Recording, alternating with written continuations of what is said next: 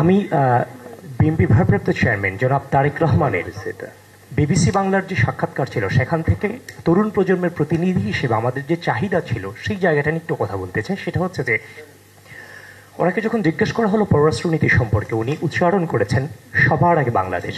তারপর তিনি তিনটা শব্দ উচ্চারণ করেছেন, দেশ, জনগণ এবং সার্বভৌমত্ব। তিনি উচ্চারণ করেছেন বাংলাদেশের কাটা তারে যেভাবে ফেলানিকে হত্যা করে ঝুলিয়ে রাখা হয়েছে সেটার পুনরাবৃত্তি হতে দেওয়া হবে না। তিনি উচ্চারণ করেছেন আমার মানুষজনের উপর যদি আঘাত আসে তাহলে আমি বসে থাকবো না। তিনি উচ্চারণ করেছেন যে আমি পানির ন্যায্য হিস্যা চাই। তিনি উচ্চারণ করেছেন বাংলাদেশের মানুষ ভারতের সাথে সম্পর্ক শীতল রাখার সিদ্ধান্ত নিয়েছে, আমি আমার জনগণের সাথেই আছি।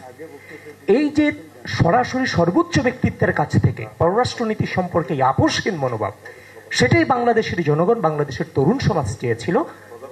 আমরা পরিপূর্ণভাবে সেটার প্রতিফলন জনাব তারেক রহমানের কাছ থেকে পেয়েছি। বিসমিল্লাহির রহমানির রহিম। আসসালামু আলাইকুম। ঢাকা ফোরাম ইনিশিয়েটিভ কর্তৃক আয়োজিত আজকের এই গোল টিভির অনুষ্ঠানে উপস্থিত আছেন বাংলাদেশের স্বনামধন্য ব্যক্তিবর্গ এবং গুণীজনরা। আপনাদের সকলের প্রতি আমার আন্তরিক সশ্রদ্ধ সালাম ও শুভেচ্ছা জ্ঞাপন করছি।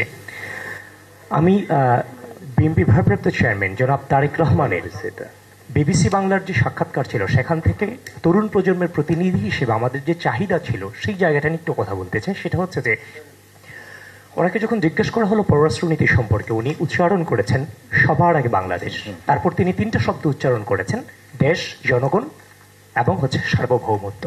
তিনি উচ্চারণ করেছেন বাংলাদেশের কাটা তারে যেভাবে ফেলানিকে হত্যা করে ঝুলিয়ে রাখা হয়েছে সেটার পুনরাবৃত্তি হতে দেওয়া হবে না।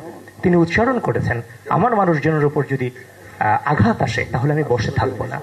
তিনি উচ্চারণ করেছেন যে আমি পানির ন্যায্য হিস্যা চাই। তিনি উচ্চারণ করেছেন বাংলাদেশের মানুষ ভারতের সাথে সম্পর্ক শীতল রাখার সিদ্ধান্ত নিয়েছে, আমি আমার জনগণের সাথেই আছি। এই যে সরাসরি সর্বোচ্চ ব্যক্তিত্বের কাছ থেকে পররাষ্ট্রনীতি সম্পর্কে আপোষহীন মনোভাব, সেটাই বাংলাদেশের জনগণ, বাংলাদেশের তরুণ সমাজ চেয়েছিল।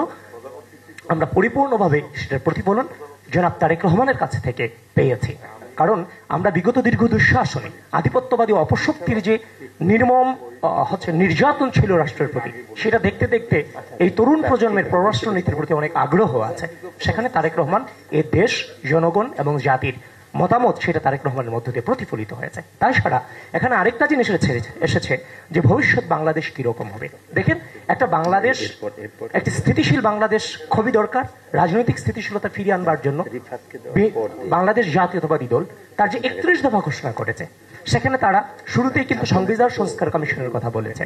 সেখানে তারা সম্প্রীতিমূলক সমন্বিত রাষ্ট্রসত্তা প্রতিষ্ঠা এবং জাতীয় সমন্বয় কমিশনের কথা তারা বলেছে। তারপর রাষ্ট্র ক্ষমতার ভারসাম্যের কথা বলা হয়েছে। প্রধানমন্ত্রীর দায়িত্ব পালনের সময়সীমা নির্ধারণের কথা বলা হয়েছে। তারপর যে আইনসভা উচ্চ কক্ষের প্রবর্তনের, সংবিধানের 70 অনুচ্ছেদের সংশোধনের কথা বলা হয়েছে। আজকে যে সংস্কারগুলো আসছে সেই সংস্কারের কথা তো অনেক আগেই বলা হয়েছে। আজকে যে প্রধানমন্ত্রীর দায়িত্ব পালনের সময়সীমা নির্ধারণ নিয়ে অনেক ধরনের কথা হয়েছে, সেটা তো বিএনপির কাছে থেকেই এসেছে। সুতরাং একটা রাষ্ট্রের রাজনৈতিক স্থিতিশীলতা প্রয়োজনের জন্য যে সংস্কারগুলো প্রয়োজন সেগুলো বিএনপি ঘোষণা করেছে।